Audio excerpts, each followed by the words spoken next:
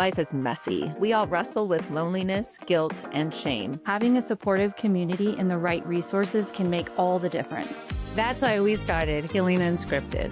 We're just three friends on a mission to bring hope and healing. Whether you're struggling yourself or walking alongside someone who is, We're diving deep into the hard stuff. With insightful guests, real talk, and a whole lot of heart. Join us on Healing Unscripted. Hi, everybody. Welcome back to Healing Unscripted. Please be sure to like, share, follow, and subscribe. Who are you? Oh, yeah, I'm Jen. Hi, everyone. I'm Liana. And I'm Laura, and today our special guest is Doug. Hi, I'm Doug Scherar, the Routt County Sheriff. Where's a little button? Well, he can't hear it because Darn his it. headphones aren't on. We have it. We have an applause button. That deserved It's an fun. applause button It's for fun. sure. That's okay. Yeah. She can add it in later. That's Our right. great Okay, editor. so Doug, say your last name one more time. Shear. Do you know that? How long have I known you? 35 plus years, right? Long time. Still can't say your name. Sheer? Shear. Well, now I can. Oh. But as time goes by and I don't see Doug for a while, then it's like, oh yeah, sure. Sure. And then I see, your name when you like book an appointment or whatever. And I just forget that it's so simple, Sheer. So It's thank not you. common spelling. It's not common spelling. That's where it that's gets fair. tricky because it's Scherar. Oh, well, that's fair. Yeah. That's definitely fair. Okay. So yeah. And in all 4 years of high school sports, none of the announcers could Oh. ever get it right either. Yeah. Oh, no. What did they call you? Scherar. Uh-huh. Oh, dear. Scherar. Oh, dear. Same thing I do. That's right, This is why I would never be an announcer. No, I can't volunteer for that it's too much position. pressure. Yeah, it would I be don't like bad, really bad. So how do you guys know each other? We went to high school together. Yep. So I moved here when in 1990. I was in 10th grade, and you were here long before that. Yep. But so we finished out high school Graduated together. together. Mm-hmm. Fun. You, Sam Silva, who's a detective Sergeant with the police department. detective sergeant, and yeah, so I have all the buddies. That's everywhere. cool. Thank God. You guys were in the It is. same class? Yep. Yeah. Same graduating 1993. class? Oh yeah. Wow. Yeah. Fun things. That is Wow. cool. I can't believe that many of you are still here and involved in the community like you Mhm. are as well. So actually, that's very interesting. Molly Lotz Yeah. with UC Health and Yeah. Routt County Crisis Support was Yep. in our graduating class. Yep. Really? And Becky Slamal. Okay. Yep. Christian Keller, who's lieutenant with the Steamboat Fire Department. All of us went to graduated together. Together. Wow. I think that says a lot about y'all's class. Yeah. Seriously. Yeah. That's really cool. It says Absolutely. Okay, well, more importantly, I want to know, is it true that you arrested her? Before we get to the topic of today, Yeah. we're going to cover Yes, the it gist of is. Let's this. get to the important things. And how old were y'all when you arrested her? Oh boy! How old were you when you started the program or the police department? I started with the sheriff's office as a reserve deputy, and so this is probably in 1995. Okay, so then we would have been like 20. Yeah. I had just turned 21. Okay. So yeah, I was. I think I was working in either dispatch or the jail at the time because I started my career in dispatch with the county, Mhm. and then a year later went to work in the jail. But I was also a reserve deputy, and I was doing a ride along with one of the patrol deputies, kind of doing training, if you will, and saw a car downtown that had some skateboarders hanging onto the back of it, driving down the road, and thought this will be a good traffic stop and some proactive education on what's safe and what's not. And lo and behold, the driver was my friend Liana. So did you Could have have been to worse. act like really like professional because you were in training? Like, Yeah, he's always been very friendly with that smile. So he Okay. came up with that smile. oh, okay. And so I really don't think anything was going to come of it. He really kind of did give me a warning and then went on his way. But then you came back. So I did the routine clearances. You ask for a driver's license, the registration, proof of insurance, and went back to the car and did the clearances that we do through dispatch. And lo and behold, Liana came back with an outstanding warrant. It's even story gets better. It does. So stupid. I mean, just And the it was, dumbest stuff. I don't remember, I cannot remember what the It warrant was was probably for. like an unpaid parking It- ticket. yeah, it was something Literally, silly. the only times I've ever gotten arrested in this town and all the stuff that I did, we went to ditching parties as a kid. We got busted for so much stuff. The only times I actually got arrested they came to my apartment for an unpaid parking ticket warrant Wow. and got me in front of Miles, and Miles was little. And I was like, can you guys just not handcuff me in front of they were so nice. And by the time I made it down there, my mom was there to bail me out. So like I've been arrested a couple times, but never actually been to the inside of jail. They let me hang out in the office. I So can't even say I've been arrested. keep going. So keep going. Wow. So then he says, Liana. So yeah, I came back and said, you have a warrant. You've got to come with me. And I That's thought he so was awkward. joking. I looked at him like, oh, Doug, I'll see you later. And I like literally thought I was going to walk away because I thought he was joking with me. Like it And was he April goes, Fools. Liana, no, I'm serious. And I look at him like, really? And I look at him again, I'm like, really? Oh, shoot. And I was like, oh. That's so awkward, Liana. Oh my goodness. So we always joke, though, I was his first arrest in Yep. this town. That's really funny that he caught me with the skateboards on the back of the car because now I help run skate church. Yes. That is, yeah.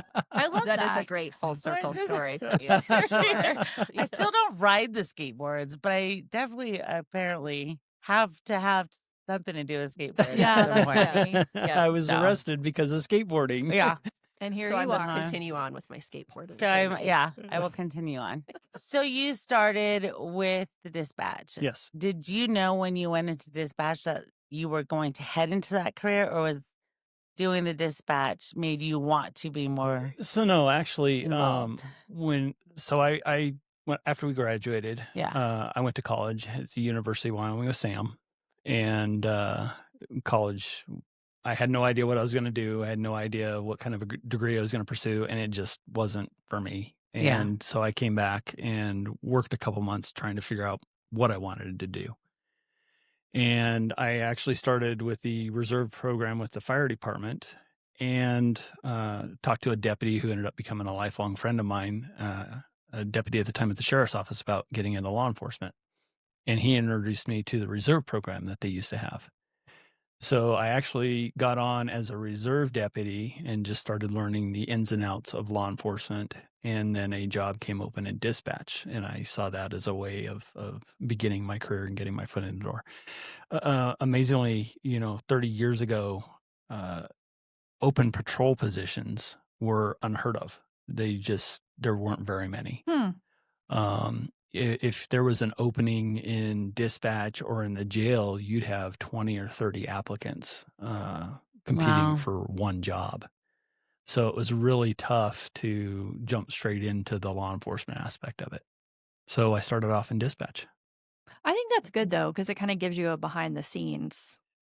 Absolutely. So I worked in dispatch for a year, and then there was a position open in the jail. And again, like 30 some people turned out to the initial hiring process for that. Very, very competitive. Actually, I'll take that back. While I was working in dispatch, I initially applied for the jail and wasn't selected because there was so many applicants. Wow. And then it was probably 6 months later, they had another position open, and that's when I was selected. So very competitive just to get a job in the jail back then. Mm-hmm. Oh. And I also, while I was working in dispatch, prior to getting the job in dispatch, I started, CMC used to host a law enforcement academy at the campus here. They did that for about 5 years before they just didn't have the numbers to continue it. Wow. But That's know cool. They that. offered that though. Yeah. I started that program, and that was a year-long program because it was all nights and weekends. Mm-hmm. So by the time I went to work in the jail, I had my post certificate to be a police officer.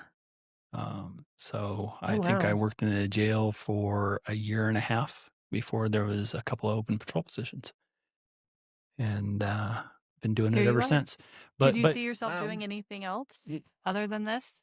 Yeah, if I could go back in time, I'd be a firefighter. Really? Oh, really? And why is that? It doesn't matter it does matter what we do here, but law enforcement just in general just seems to have a negative connotation based on everything else that happens in the country. I think Steamboat's rural enough, and Routt County is small enough that our citizens appreciate what we do, but there's still that stigma from everything you see on social media and everything you see on the news that happens all over the country Yeah. that can still give Trickles down. us a bad name. Yeah. It Whereas Just an firefighters are, like, unappreciated heroes. occupation. everybody no matter loves what. firefighters. That's true. Yeah. That We're is And they have a true. lot heroes. better pension than we do. Okay, that's good to know too. Do they really? Absolutely, yeah. That's not Is that fair. because of health risk? Because of this? I mean, because really the health risk are just as high for you guys. You but know, it's different. I don't know why it is, but there just always seems to be, even when Steamboat was a volunteer fire department, Yeah. they contributed to the FPPA, Fire Police Protective Association pension, which is a statewide thing. Mm. And the police department and the sheriff's office weren't a part of that. So I'm not sure why that is, but no, I say that jokingly. I know all of the Steamboat firefighters really well, and some of the guys were the original members of Steamboat Fire when they went full time. I think it was in 2000 or 2001. That is so cool. And there's always a friendly rivalry Yeah. between the Mhm. two of Yeah. us. It was But, all volunteer though. Isn't that crazy for Crazy, you forever? forever. So no, I have really enjoyed my career here. I don't know if I would have lasted this long in a big city. Mhm. But then again, big cities have better retirements and pensions than we do. So Right. in 2000, I tested for the Anchorage Police Department Oh wow. and was offered a job. It was like a 6-month process. So from start to finish, when they finally offered me a job and invited me to come up to start their academy, I changed my mind and decided I didn't want to leave. But if I had gone there, I would have retired 4 years ago. Well, the reason we had Doug here today is because January 9th is Law Enforcement Appreciation Day. So, I mean, not that we wouldn't want to hear your story anyways, especially the story you and Liana had to share. But we do want to hear from you about some of the struggles that our officers face and some ways that the community can help out. Right. Or just Or make do us we need more to aware behave of. better? Right. Yeah. Yeah. There's things Everyone behave and quit making our job so hard. Yeah. This is going to sound so cliche, but I think the biggest message is be kind. Mm-hmm.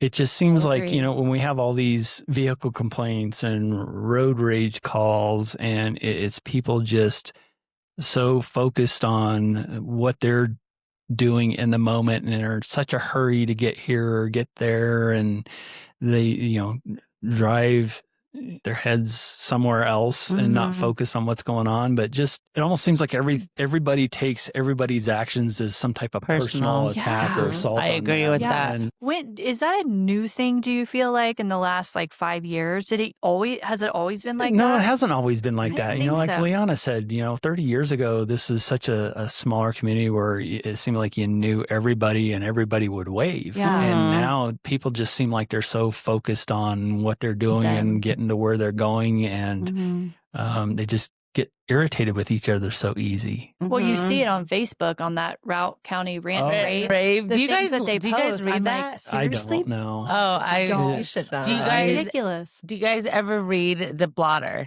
No, I try to, as far as social media goes, I try to stay away from all that stuff that's negative or anything that's political, and I use it just to follow friends and see Yeah. what people are doing in their I just personal think it's lives and funny. stay in touch. I don't take it personal. I read it because I just find the humor in how silly things can get. Yeah. It is. Really? And I people get are disheartened. ridiculous. Yeah, And, me too. and I pull away from it Me because I too. agree Yep. that I don't understand why people have so much free time on their hands to rant Yeah. and rave about something that it doesn't affect them personally. No, I know. And I'm in if you don't have anything, the old school is if you don't have anything nice to say, don't say anything at all. We're just not there just- anymore. No. I No. know. It's sad. Yeah. That would really help our police and sheriff department out, folks. Be kind.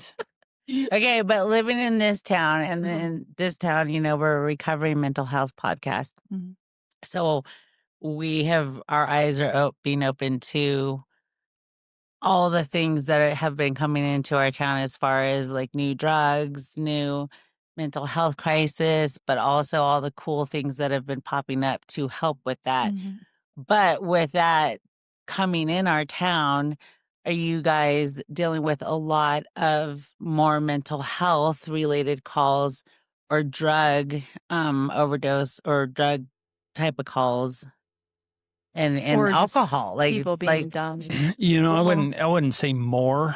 I think that it's always been there. Mental health issues, drug and alcohol use, that's always been there. I think what we're seeing now is more awareness, yeah, that's good. and recognizing issues related to drugs, alcohol, and mental health better than we used to. Mm-hmm. But then the downside to that is up until, the last several years, it doesn't matter how much of that we recognize, what can we do to help those people? Yeah. And there has not been a lot of resources for people who are experiencing addiction Yeah. and mental health issues. I would say, as far as what affects us the most, is how we deal with those types of calls. 30 years ago, one thing that's a blessing of working in Routt County is having grown up and being a part of the community I grew up in and serving the people in the community I grew up in. But it can also be a curse, because when you experience people in those crises, or you respond to those suicide calls, Mm. a lot of times it's people Yeah. on a personal level, not just people around town. Working in a big city, you might not have any connection to those victims. And I think being in a small community and having those connections makes it a lot harder Yeah. to deal with afterwards and process what you just went through, what you just witnessed, completely aside from what they're experiencing and witnessing as well. I've seen it affect officers in negative ways. A good friend of mine and coworker took his life in 2015. And back then, the only resources we really had available was a contracted psychologist down in the Denver area. Oh, So wow. if somebody was struggling, you had to send the officer 3-hour drive to Crazy. Denver to meet with somebody for an hour, and then a 3-hour drive home. There was nothing personal about it, really. They didn't have a connection to that Mhm. person, which sometimes can be good as well. Yeah. But it really opened up the fact that we don't have a lot of those resources here available to us. And it wasn't long after that that Molly and Marnie started the Routt County Crisis Support and Peer Support Program. We had talked about starting an in-house peer support program. The police department had started talking about having one. The fire department had just started one. And we were just sitting around talking one day, and somebody brought up the idea, wouldn't it be great to have this resource available to all first responders in Routt County? Mhm. And Yeah. they took it and ran with it. That's awesome. And So cool. So they it's- really started yeah. that 10 years ago? it was 2015? around, no, that was around 2017, 2018. Okay. Because so I had gotten selected to go to the FBI National Academy for 3 months. And one of the classes I took was a class called Leading At-Risk Employees. And it was about recognizing employees who are struggling and what kind of resources you could provide for them. And I came back, it was probably, 9 months later, I was able to bring that instructor from Quantico to Steamboat Springs Wow. and put on a 1-day training for all our first responders. And ironically, I just ran into Molly, I think it was at Ace, and was telling her about this training we were hosting. And she said, do you mind if I swing by? And I was like, absolutely. And it wasn't long after that they created this countywide resource for all first responders. Wow. That's fantastic. I know mustard seeds. That was- Yeah. Wow. I'm just, yeah. Helping So us grow. And have people been responsive Oh, like, absolutely. to the program and Absolutely. taking advantage of that? You know, a disadvantage is just having an in-house peer support program is you might have 3 or 4 people that are willing to be those peers that you can go to and talk to. And a disadvantage of that is somebody might be hesitant of talking to somebody they work with Yeah. because they're afraid that, you know, if I say, hey, I'm struggling, then it might get back to the admin. They might think I'm not fit for duty. It might have negative effects on me. Yeah. Like veterans. Yeah, absolutely. Just like veterans. And I think what makes this program a lot more robust and people willing to utilize it is you have peers from almost all the different first responder organizations. So if I was struggling, but I didn't feel like talking to somebody in my department, I might know somebody from the fire department who I trust that's on the peer program, and I can go speak with them. But another aspect of it is from a leadership level is promoting that. You know, it's okay to not be okay. Yeah. Breaking down that stigma that's been 100%. created. Yes, 100%. Personally, one way I like to try and do that, I mean, talk is talk. You've got to prove to people that they can trust what you're saying. Yeah. Part of Routt County crisis support is they will come in after a critical incident and do a critical incident debrief. Yeah. Because one of the best ways to release that trauma is to talk about it as quickly as possible and process all that stuff that you saw and you heard. And so they'll come in after a critical incident and do a debrief with everybody who's involved. You know, if there's a bad car crash, they'll bring in the fire department, the ambulance crew, the troopers, deputies, police officers, whoever's involved. They'll invite everybody to that debrief and talk about it. So what I try to do as much as I can is go to those debriefs and be there for the initial opening of it. Because what they'll do is they'll talk about the debrief, they'll talk about resources, but then they'll actually go around the room and have everybody talk about what they experienced, what they thought of it, and whatnot. And again, if the boss is there, somebody might not be willing to share their thoughts and feelings about what they saw and what they witnessed. And so I'll go in there for the opening of it, and I'll be the first one to, which is sad, I can almost find a story that relates to that incident that I personally experienced. So I'll open up by saying we had a similar call like this, and this is how it bothered me, or this is how I dealt with it over the years because we didn't have this type of debrief, and then I'll leave. So that they can, I think really good. Hopefully they can see that I'm vulnerable too. Yeah, you and set that the I'm tone. willing to talk about it, even though I wasn't there for that specific incident. I can try and relate to it and talk about it, and then I can leave, and hopefully they'll feel more comfortable of opening up during the debrief. And they would also feel comfortable talking to you about it passing by at some point, because even just that little bit of opening up, they're like, I mean, that just sets the tone for like what kind of person you are and what kind of standard you're setting in the work environment. I think that's really cool. Yeah. We try to set the program up for peer support and access to counseling services to where the bosses aren't involved at all, just to hopefully reduce that stigma a little bit. So at any given time, I have no idea how many people are seeking services through Routt County crisis support. I just know that quarterly, Molly sends me a bill and we pay it.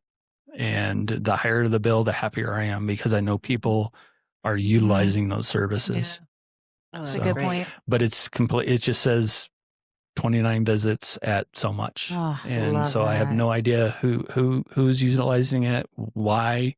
I don't care. Yeah, I'm just happy that they're using it. Right.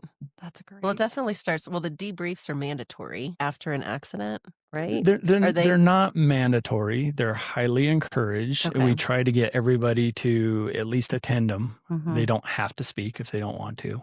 Right. I remember Marnie telling us about that, doing that, and that sometimes they would even invite people, like citizens that were involved Right, in the yeah. accident into those as well. Yep. think that's great because that's teaching. So even if they don't speak, it is still setting the stage for we all need to learn to start talking about it because that is what helps you But process I it. think the biggest benefit of it is, though, you have somebody Marnie from Right. Routt County Crisis Support, Right. who you've probably been on calls together like Right. this with. Mhm. And it makes it a lot more comfortable. You know that they care. That's why they're there. Right. In the past, if we would have critical incident debriefs, but you would have to bring in a psychologist from a firm in Denver or Grand Junction.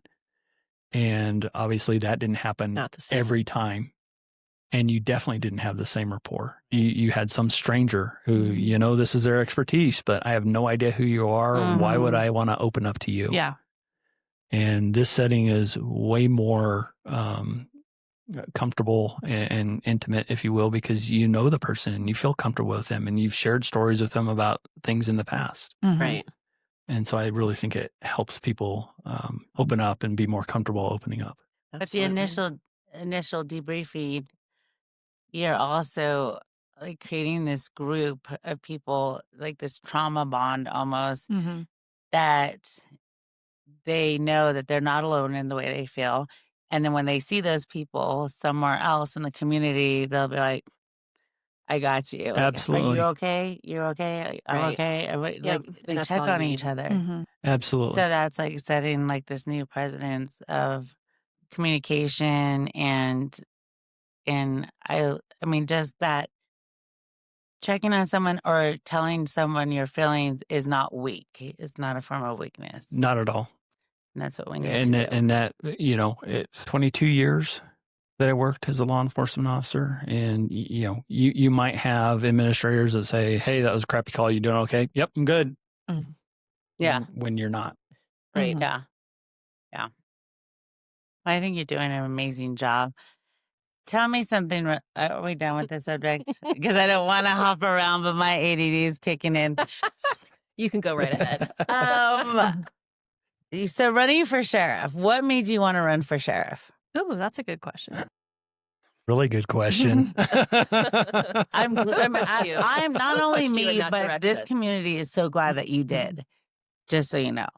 But I think it's like the coolest thing. Did you think it was like just the next natural step for you? It really was. In hindsight, if I didn't have to, I probably wouldn't have. Ooh. I really enjoyed. So I was under sheriff for 7 years before I ran for sheriff. But in hindsight, I think the most fun job I've had in the agency was the patrol lieutenant, just being over the patrol division. And I could still be out in the field with the deputies. Yeah. That was probably the most fun. Under sheriff is more of the operations person for the agency. Compared to business, they'd be the chief operations officer. So they're kind of running. As fun. Yeah. Not as fun, but you're still stuff. you can still, when there's a big issue, you can still say we need to go talk to the boss. Yeah. And now you are the boss. It's just a lot of responsibility. I don't say I don't like it. I think the most fun in my job career was either sergeant or lieutenant. But you are the boss. You can still point yourself a ride along. Sure. Yeah, you should at least once a week just to be like, and I do. I do. If you talk to our folks or if you talk with Mark, I mean, if there's something big going on, I answer the phone and I go. There's not and Mark's the same way. If there's a more serious incident going on, you'll almost always see Mark or I there. We're there for our people and we're there for each other. Right. It doesn't matter if it's in town or if it's out in the county. We both pick up the phone and go. So it's not that I don't get out in the field. It's just, that's where my career was taking me. Yeah, well, the And, responsibilities now. yeah, I enjoy it. There's a lot of headache and a lot more responsibility and a lot more, official meetings and budgets and stuff like that aren't as fun as being a real cop. I But totally see that. Yeah. Mhm. but Yeah, for sure. I'm doing it in the community I grew up in. Mhm. Yeah. And, a lot of the meetings and stuff I go to, having the people say thank you or glad you're the sheriff makes it all worth it. Yeah. There's something else I was going to say. Oh, I've got probably the best team of people I've ever worked with in law enforcement, and that makes it worth That's it. so That great. makes all the difference. 100%. The I team. mean, our group from the jail, court security to patrol investigations, our records people. I've got amazing supervisors in those spots, and it just makes it so much easier going home at night and not worrying about what's happening, because we've got all the right people in all the right places, and I have trust and faith that they're going to do their jobs, and I don't have to worry about it that much. But that also trickles down from the top and the kind of leadership that you're setting too, just so you know. Yeah, that's a good point too. Okay. I won't disagree. Okay. But You were meant for this, and I this couldn't be needs- as successful as people say we are Right. without them. yeah. I think the other thing that makes it easy, though, is the support from our community. So you feel like you get good support? For the most part, yeah. I mean, there's always going to be somebody who's not happy with what Mhm. happened. I mean, every call for service we go on, if it involves two different people, Yeah. somebody's going to end up being semi-satisfied and somebody's not going to be. It's very rarely that you're able to Mhm. get both parties to communicate effectively and both be happy with the outcome. It's very rare. So there's always somebody who's going to be dissatisfied no matter what. But for the most part, our community, Steamboat, Routt County, supports our law enforcement. That's good. So that makes it a lot easier. What do you do to like let loose and to have fun when you're not working? Dance. Do you break dance fight? I don't. No, really. Be with What's the kind of things that you like decompress? How do you decompress? our dogs. We've got a herd. We've Aw. got 5 dogs at home. Aw. A German Shepherd, 2 miniature dachshunds, a psychotic Frenchie, and I've met your Frenchie. ancient pug I think he's almost 17 now, and Oh, he'll wow. What a probably crew. outlive all of us. Yeah. No, my wife and I, we usually hang out at home. We do things with friends, grandkids, unfortunately, who are far away. We don't get to see them as often, but family stuff. Yeah. Yeah. So good. You're a family We, man. we try to as much as we can, Mhm. but stay away from town, stay away from the chaos on the weekends, and just hang out detach. Yeah. Dogs Their and Frenchie's family. cute. That's your wind down time. Yep. It's pretty healthy. That is very healthy. Way to Mhm. set a good example as Yeah. well. He's just not going to share And- his and- dance moves. And try with to us. vacation as much as we can. Yeah. Try to travel and go places. See the world. Are you a part, or well, you are aware, but are you a part of the Hope Initiative that Yes. everybody? Yeah, I've been going to Is- those meetings with Mark Okay. as well. Wait, tell us what you think about that. Like, A little bit about that. well, it's another resource. Mhm. So one thing I'll note is when we first talked about starting our mental health response team, one of the first things I asked Dawn to do was start to find out what resources available in Routt County. Because we can respond to those calls all day long. If we don't know where we can refer people to, it's not going to do any good. Yeah. Mhm. And it was amazing. I still think Routt County itself is underserved and doesn't have the resources we need. But it was amazing to see how many different organizations there are out there in Routt County that provide services. Yeah.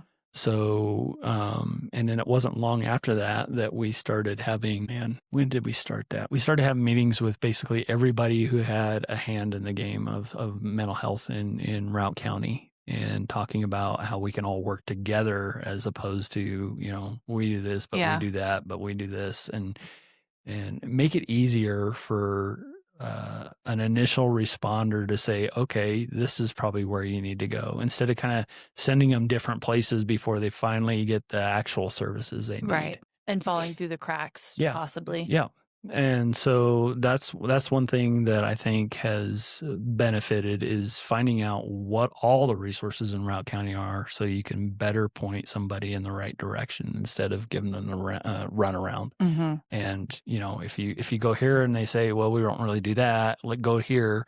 And say, well, we don't really do that. Go here. Eventually somebody's going to say, you know what? Forget I'm it. Yeah. done. Yeah. Yeah, nobody will put that much effort into themselves Right. to Yeah. get themselves that Right. help. So any additions to resources locally, I think, are going to be a benefit to Routt County. Mhm. Yeah, it's like Okay. dialing it in and making your job easier too. Yeah. And the Hope Initiative, I think, is 988 is a good resource, Mhm. but it's not Local. a local resource. Yeah. Yeah. And I think the Hope Initiative will fill that gap. And when you call that number, you're talking to somebody here who knows what's going on here and knows what resources are available. You don't so much get that with 988 because you could be getting a call center, Yeah. across the nation. Yeah.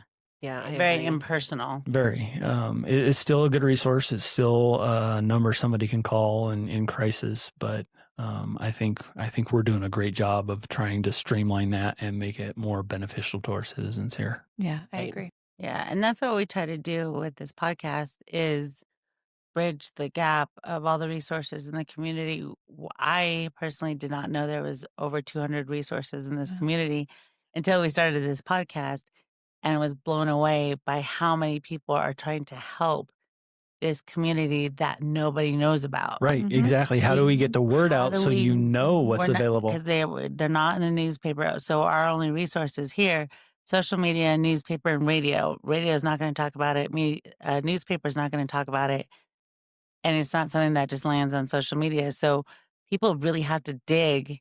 Yeah. And nobody's going to make that much effort. Right. No, not when you're down. Not No. when you're in down, that Not- state. not at at all. Yeah. lowest point. No. So working together is the way that, we're Exactly. going to get this thing going. So that's pretty exciting that you're a part of that. But, I feel like with you and Mark, it's just the right time for you guys, for this whole thing to come together. It needs to work with both of you, with the heart posture that you have and the small community passion that you have for this community. But I mean, you know what I'm saying? Like, Yeah, it's the it's all right perfect time. sauce. It wouldn't have Yes. worked with Mark coming in and someone else that didn't see the need in this community because, I think you guys are just all working together really well. And I said that really badly, but No, whatever. right people, right time. Yeah, right And- people, right and time. Who knows what would have happened 10 years ago or with, different administrations, different sheriff, different chief of police.